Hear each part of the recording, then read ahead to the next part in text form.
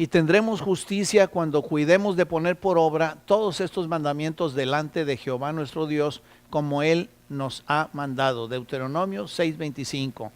Hola, ¿qué tal? Qué gusto volvernos a ver. Yo no sé a ustedes, pero a mí me está sirviendo muchísimo repasar este material que da fundamento a nuestras creencias. Es como un cimiento sólido que nos permite edificar nuestra vida cristiana de tal manera que no sea movida por las circunstancias, por las situaciones o vaivenes de la vida que a otras personas les hace trastabillar, pero digamos perder el piso y en ocasiones hasta caer. Por eso Pablo le encarga a Timoteo que se mantenga firme en la sana doctrina, porque haciendo estas cosas no resbalarás jamás, le dice. Y eso es lo que estamos haciendo precisamente aquí. Así que entrando en el tema, podemos decir que siempre queremos ver las cosas desde la perspectiva de Dios, no desde la nuestra. ¿Por qué? Porque esto es una clave en la vida cristiana. Y en estas lecciones hemos estado viendo que para Dios la salvación es un regalo con 3 elementos. El primer elemento está relacionado con la pregunta que a Jesús le hicieron los discípulos: ¿qué debemos hacer para hacer las cosas que tú haces? Y Jesús les contestó: pues si quieren hacer las cosas que yo hago, necesitan creer lo que yo creo. Así que si pudiéramos preguntarle nosotros también a Jesús: ¿tú qué es lo que tú crees? ¿Qué es lo que crees? Y él diría: pues número 1, yo soy santo, estoy sin pecado. Y entonces podríamos acordar que en el transcurso de estas lecciones hemos visto que a través de mi fe yo pongo mi mano sobre el Hijo de Dios y por un intercambio Él toma mi pecado y yo tomo el estado de estar sin pecado como Él, lo cual se llama santidad. Es decir, yo soy santo no por lo que hago, sino a través del intercambio, por sencilla fe. Así que eso sería lo que dijera Jesús: yo soy santo a través de mi relación con el Padre. Bueno, pues le diríamos: ¿pero qué más, Jesús? Bueno, contestaría él: pues sí hay otra cosa que yo creo. Yo creo que el Padre y yo somos uno, tenemos la misma naturaleza. Entonces, pues recordaríamos que a través de Jesús yo fui al Calvario, a la cruz, y ahí quedó clavada mi carnalidad, mi egoísmo, mi naturaleza pecadora. Es decir, cuando tú moriste, Jesús, yo morí. Entonces todas estas cosas te traspasé y a cambio tú me diste o me regalaste la naturaleza de Dios mismo, la naturaleza de la resurrección. ¡Wow! ¿Hay otra cosa, Jesús, que tú crees? Le podríamos preguntar. Pues sí, él diría: creo que soy perfecto delante de la ley y con las consecuencias que esto implica. Ese es el tercer elemento de la salvación y de eso queremos platicar unas 2 o 3 lecciones más. Fíjate, este es un pasaje vital de la Biblia, quizás uno de los más importantes. Está en Hebreos 5:12. Dice: porque debiendo ser ya maestros, después de tanto tiempo, tienen necesidad de que se les vuelva a enseñar cuáles son los primeros rudimentos de las palabras, de la palabra de Dios. Y han llegado a ser tales que tienen necesidad de lechita, de leche y no de alimento sólido. En otras palabras, ya tienen mucho tiempo de cristianos y debiendo de ser ya maestros, les tenemos que dar Gerber o comida de bebés. Mientras tú sigas tomando leche, seguirás siendo bebé. Puede ser que tengas 25 años de cristiano, 30, pero en lo espiritual eres un bebito. Entonces, pues para ti, ¿qué es alimento sólido? Pues es como decir en la actualidad: no estás listo para lo grueso de lo grueso, para lo pesado de lo pesado. La Biblia está queriendo decirnos cuál es la doctrina más profunda de la Biblia o lo profundo de Dios. Entonces, ¿qué es alimento sólido? Y ahí lo explica en Hebreos 5:13, el siguiente versículo. Dice: y todo aquel que participa de la leche es inexperto en la palabra de justicia, porque es niño. Entonces, ¿justicia es la doctrina más profunda de la Biblia? Y la respuesta es: pues sí. Nada más que aquí hay un problema grave, porque aún los que tenemos años leyendo la Biblia o estando sirviendo al Señor, no sabíamos hasta hace algún tiempo que justicia era el alimento sólido. Así que si nos hubieran preguntado antes cuál es la doctrina más profunda de la Biblia, difícilmente hubiéramos contestado que justicia.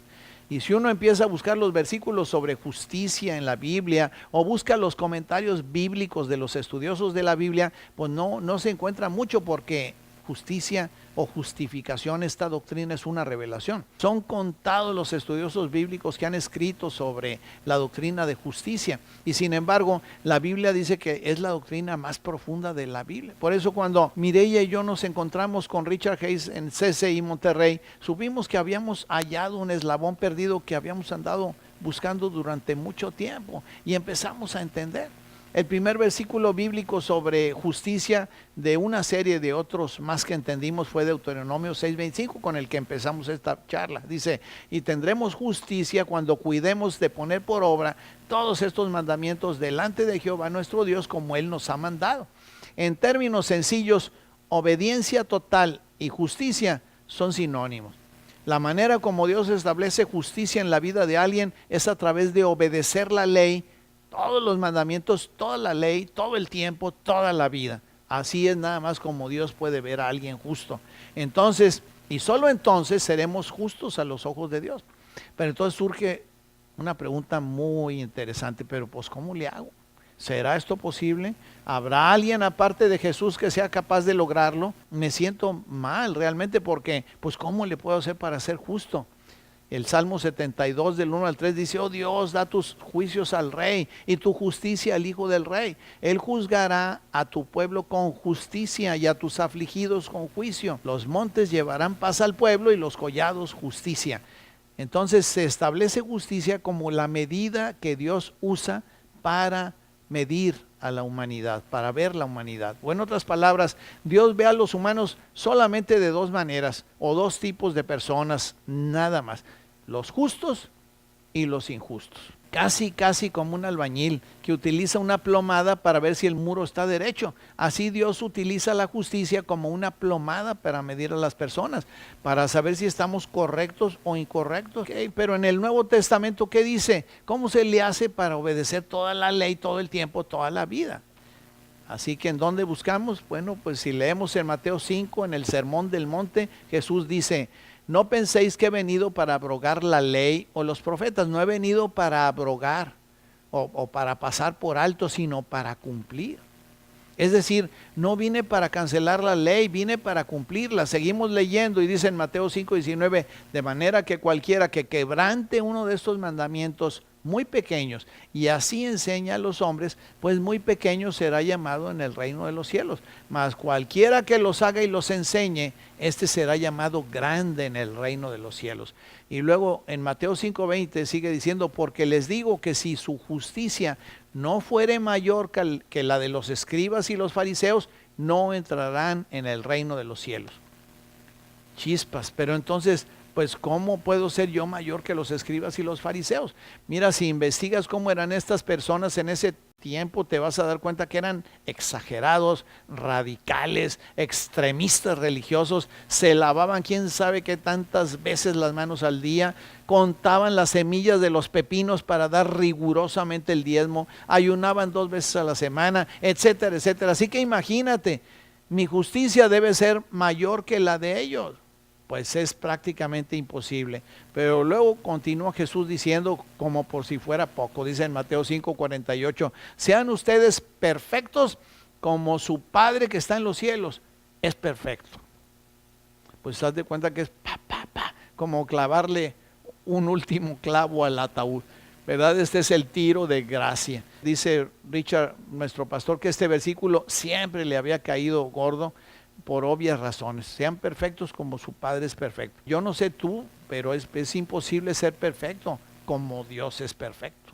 ¿Sí o no? Y no pensemos en perfección en lo físico, como pensaban los griegos, sino como los judíos.